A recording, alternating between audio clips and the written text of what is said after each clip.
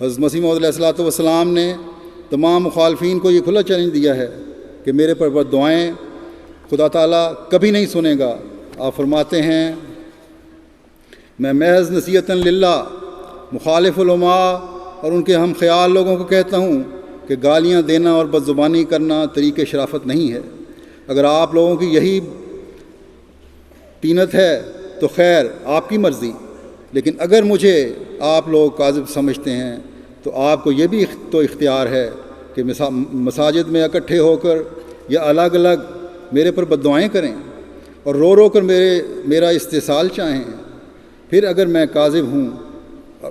کاذب ہوں گا تو ضرور وہ دعائیں قبول ہو جائیں گی، اور آپ لوگ ہمیشہ دعائیں کرتے بھی ہیں۔ لیکن یاد رکھیں کہ اگر آپ اس قدر دعائیں کریں کہ زبانوں میں زخم پڑ جائیں اور اس قدر رو رو کر سجدوں میں گریں کہ ناک گھس جائیں اور آنسوؤں سے آنکھوں کے حلقے گل جائیں اور پلکیں جھڑ جائیں اور کثرت گریہ و زاری سے